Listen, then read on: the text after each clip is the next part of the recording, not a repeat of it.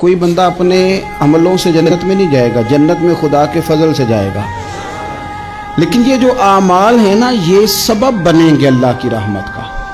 یہ ذریعہ بنیں گے خدا کے کرم کے متوجہ ہونے کا۔ جب ہم نیک اعمال کریں گے تو اس عمل کی وجہ سے رحمت ہوگی، اور وہ رحمت ہمیں اللہ کے قریب بھی لے جائے گی، اور اس رحمت کی برکت سے رب جنت بھی عطا فرمائے گا۔ ہمارے ہاں یہ ہوتا ہے کہ ہم زیادہ تر چیزوں کو تقریر سننے کی حد تک لیتے ہیں،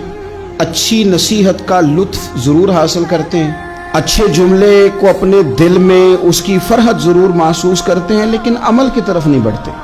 اس کا نقصان یہ ہوتا ہے کہ یہ معاذ اللہ ایک باقاعدہ شعبہ بن جاتا ہے کہ میں نے بڑی خوبصورت تیار کر کے تراش خراش کر کے بات کرنی ہے، بڑی عمدہ کرنی ہے۔ اچھے ادیب تو پیدا ہوتے ہیں، اچھے خطیب، اچھے واعظ،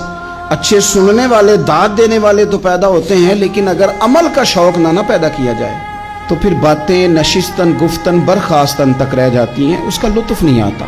پھر تو تقریریں ہو رہی ہیں، ہوتی ہیں اور ہوتی رہے گی، نتیجہ کیا نکلا؟ جو آدمی کہتا ہے میں اتنے سالوں سے تقریر سن رہا ہوں، تو سوال یہ ہے کہ بھئی اتنا سننے کے بعد تم سنورے کتنا؟ سننے کا ایک ہی مقصد زندگی میں آپ سمجھ لیں کہ سننے کا مطلب سنورنا ہے، اور اگر آپ نے خیر کی بات سنی اور آپ سنورے ہی نہیں، میں آپ کو دعوت فکر دیتا ہوں۔ نبی پاک صلی اللہ تعالی علیہ وسلم نے ارشاد فرمایا، ایک عورت تھی، طوائف تھی،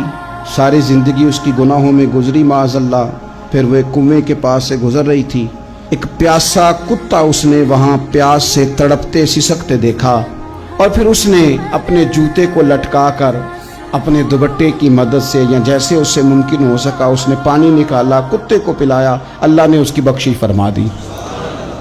آپ ماشاءاللہ ہزاروں میں لوگ ہیں، آپ نے بڑی جلدی مجھے یہ بتانا ہے، یہ حدیث آپ نے پہلے بھی سنی ہوئی ہے نا؟ میرا خیال ہے کوئی بندہ نہیں رہا جس نے نہ سنی ہو، سنی ہوئی ہے نا ہم نے الحمدللہ۔ اتنے سارے بندے جو یہاں موجود ہیں انہوں نے سنی ہوئی ہے، تو ظاہر ہے امت مسلمہ میں جتنے لوگ ہیں ڈھیر ساروں نے یہ بات سنی ہوگی۔ لیکن میرا سوال یہ ہے، میں سڑکوں پہ روڈوں پہ سفر کرتا ہوں، ہم نے یہ حدیث درجنوں بار سنی کہ طوائف نے کتے کو پانی پلایا تو اس کی بخشش ہو گئی،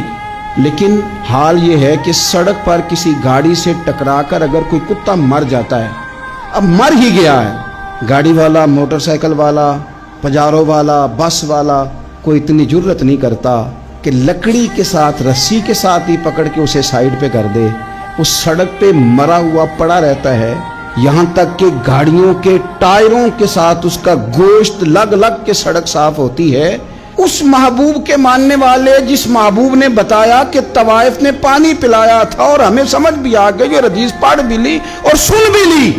پھر اس ملک کی جو مسلمانوں کا ملک ہے اس کی سڑکوں پر مرے ہوئے کتوں کو اٹھائے بھی کوئی نہ، اور زخمی کتا زخمی ہو ہی گیا ہے، اب اسے سڑک سے سائیڈ پہ ہی کر دیا جائے کم از کم، تاکہ اس کی اگر جان باقی ہے تو بچ جائے۔ تو پھر مجھے بتاؤ نا میرے دوستو، ہم نے کس لیے تقریریں سنی ہیں، کس لیے خطبے سنے ہیں؟ وعظ و نصیحت کی مجالس کا مطلب ہم نے کیا سمجھا ہوا ہے؟ تقریر، تحریر، تصنیف، اچھی گفتگو، اچھا جملہ، اس کا معنی ہم کیا سمجھتے ہیں؟